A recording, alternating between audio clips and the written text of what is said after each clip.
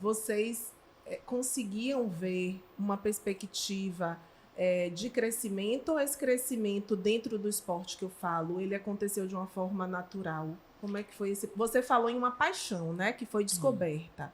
Né? E como é que foi a evolução, né, dentro do esporte depois que essa paixão se instalou em todo mundo, né? Pronto.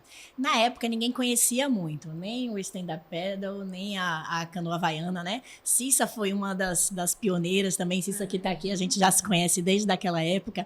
E batalhamos muito para que o esporte fosse conhecido, promovendo eventos, começando a realização, a organização dos primeiros campeonatos, tentando motivar outras pessoas a ingressarem também. Inicialmente não foi de uma forma muito planejada. A gente queria que o esporte crescesse, que tivessem eventos, porque a gente queria participar dos eventos, né? Queríamos evoluir, queríamos agregar outras pessoas para ficar uma coisa mais dinâmica, mais animada, enfim. E num segundo momento, houve a necessidade dessa coisa estar mais estruturada. Sim. E na época a gente fazia parte de um clube, que era o Yacht Clube, e meu pai foi diretor de remo. Não existia essa diretoria, foi criada essa diretoria à medida que o esporte foi ganhando força e ganhando novos adeptos. Né? E a partir daí ele conseguiu fazer um trabalho que levou outras pessoas a começarem a remar, construindo uma guarderia, promovendo eventos, né? Realizando eventos, trazendo pessoas de fora, de outros estados, para poder compartilharem seu conhecimento, enfim, suas experiências. E com isso o esporte foi crescendo devagarzinho. Na época a gente começou a praticar a canoa havaiana, como eu falei antes, né? Ou canoa polinésia, como chamam, enfim, para melhorar no stand-up.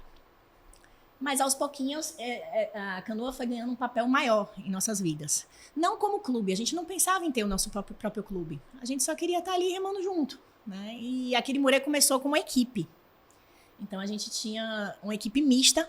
A minha mãe e o meu irmão faziam parte dessa equipe, junto com outros componentes. A equipe era a família, resumindo, era isso, né? Não, na verdade, a minha mãe e o meu irmão eram de uma equipe e eles iam para as competições. Na época só tinham 2 ou 3 canoas aqui na Bahia, enfim, poucos clubes, né?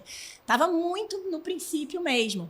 E eles começaram a ganhar. Eu fiz, tá sem graça isso. Vamos montar uma equipe para dar testa. E aí criamos uma segunda equipe mista. E na época era Bruno Machado, que continua hoje muito envolvido com esporte, né, lá na Galeria Vivar. Era Cláudio Brito na equipe também. Enfim, era uma turma que está até hoje no esporte. E a gente ficava na disputa. A hora a gente ganhava, a hora eles ganhavam, e a família dividida ali em 2 canoas. E aos poucos os amigos foram chegando. A gente quer experimentar isso, como é e tal. E aí eu indicava essas outras 2 escolas. Eu indicava, não, gente, a gente não dá aula, a gente só treina, né? Não, mas eu quero fazer com você, eu quero fazer com vocês e tal, enfim. E em 2015 ou 2016, teve uma etapa do Aloha Spirit aqui em Salvador. O Aloha Spirit, para quem não conhece, é o maior evento de esportes aquáticos da América Latina, né? Ele reúne a cada etapa mais de 1.000 atletas. E teve uma etapa em Salvador, e não tinham outras equipes de Salvador disputando. Né? Em outras modalidades, sim, stand-up paddle, natação e tal, mas na canoa não tinha. A gente, não é possível que vai ter um evento desse porte aqui e a gente não vai participar. E não tinha canoa mista na época. Então foi aí que a gente se fundiu as 2 equipes e virou uma equipe masculina e uma equipe feminina. Tivemos bastante sucesso, deu uma repercussão bacana, atraiu a atenção de muita gente que quis entrar no esporte a partir daí. Né? E aí o meu irmão, o Richard, né, o Dick, a gente é parceiro nessa, ele hoje administra a base de Salvador, da Praia da Preguiça, e eu fico com meu marido, com o Sérgio, na base de Lauro de Freitas, em Buraquinho. E naquela época o Dick tem uma oportunidade legal aqui, eu vou botar uma canoa para atender esse pessoal, nem que seja para atender inicialmente só os amigos, o pessoal que quer remar com a gente, tem uma demanda para isso. Né? E foi assim que o clube começou. Na época ele trabalhava numa agência de publicidade ainda, não era 100% dedicado à canoagem. E eu continuei só como atleta.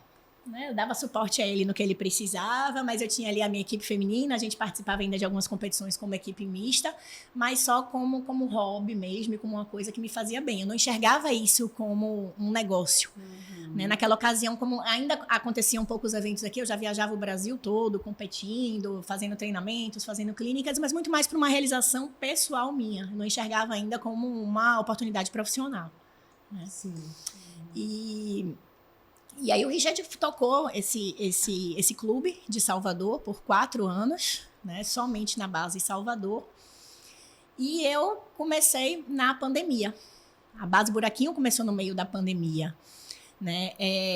A ideia não era que eu largasse as minhas outras atividades profissionais para me dedicar somente a isso. A ideia inicial era que a gente tivesse uma canoa para prática coletiva também em Lauro de Freitas. Então adquirimos a canoa lá. E eu falei com o Sérgio, né, meu marido, olha, vamos abrir uma turminha só para pagar o investimento, né? Só aqui para os amigos, o pessoal que está querendo remar com a gente, mas não quer ir para Salvador para não atravessar a cidade, enfim.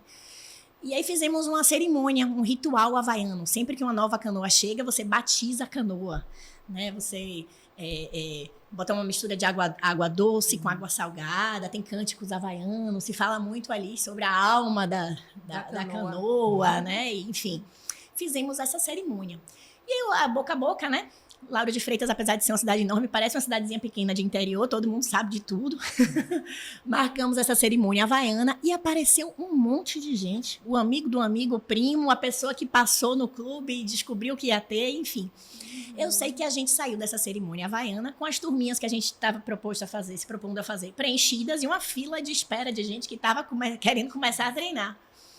O meu marido, na época, ele estava numa transição de trabalho. Aí ele fez, poxa, eu vou me dedicar a isso então. Vamos abrir mais umas turmas, enfim. E a ideia era que ele tocasse o clube, né? Ele se dedicasse de forma integral e eu só apoiasse. Eu queria, naquela época, eu ainda queria continuar como atleta, vamos dizer assim. Sim. Mas fui me envolvendo, né? A gente começou a receber não digo nem muitas pessoas, a gente começou a receber muitas histórias, assim, de pessoas que estavam sofrendo na pandemia, pessoas que estavam há muito tempo dentro de casa e que precisavam sair para fazer alguma coisa ao ar livre e ter contato com a natureza. A gente abriu, naquela ocasião, turmas inteiras de pessoas divorciadas da pandemia. Então, eu tinha uma turma que todos tinham se divorciado ali há pouquíssimo tempo. Eles não aguentaram, as pessoas não aguentaram. Tudo no mesmo barco. Exatamente. Literalmente. Tudo no mesmo canoa. Muita gente não aguentou a convivência, né?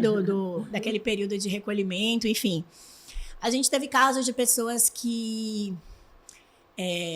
alunos que perderam o pai e a mãe para a pandemia, no intervalo de menos de 6 meses, né? E que estavam ali tentando juntar os seus caquinhos ali, né? E pelo esporte... conseguir se reerguer, né? E aí eu acho que a Vera depois vai poder fazer um novo comparativo disso com o livro, porque eu lembrei muito disso, né, nesse capítulo do Mulheres que Correm com os Lobos. E... Da catadora de ossos? Sim. Esse capítulo da catadora. Sim. E... enfim, recebemos muitas dessas histórias. Sim. E depois de um tempo... O meu marido ele foi convidado a retornar para a empresa que ele estava, enfim. Mas era um caminho sem volta. Eu não tinha como dizer para aquelas pessoas, olha, a gente não vai mais fazer isso, a gente não vai mais ter o clube de canoagem. Foi realmente um caminho sem volta. Foi quando eu disse, olha, vai então, Sérgio, e deixa que eu toco o clube aqui. Eu estou muito feliz aqui, eu quero me dedicar a isso. Eu já estava muito envolvida, né, com tudo que estava acontecendo, eu não conseguia mais sair dali, eu estava muito mais feliz ali também. Aí só para vocês entenderem, como a Renatinha falou, né, eu sou administradora, venho da área de marketing, trabalhei muitos anos em multinacional, trabalhei em cervejaria, aquele ritmo frenético. Pouco tempo antes da pandemia, eu abri uma agência de planejamento de marketing, né, e estruturei toda, estava naquela correria, fazendo captação de clientes, contratando a equipe e tal, foi quando veio a pandemia. Mas ainda na pandemia eu consegui conciliar, fazer algumas consultorias, né, fazer alguns atendimentos, dava as aulas de canoa pela manhã e chegou um momento que eu vi, não faz mais sentido para mim estar fazendo isso aqui, eu quero me dedicar 100% ao clube. E fui fazendo essa transição.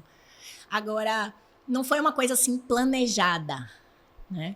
Embora eu trabalhasse com planejamento de marketing, fizesse isso para meus clientes e para empresas de uma forma geral, no meu caso, aquela coisa da casa de ferreiro, espeto de pau, simplesmente foi acontecendo, sem que eu parasse e fizesse ali um business plan, sem que eu fizesse um plano de negócio para aquilo ali. Foi acontecendo aos pouquinhos, né? Claro que chegou uma hora que eu tive que parar, dar um freio, estruturar direitinho, né, para ver os melhores rumos, enfim. Mas foi uma coisa que foi acontecendo naturalmente. Obrigada.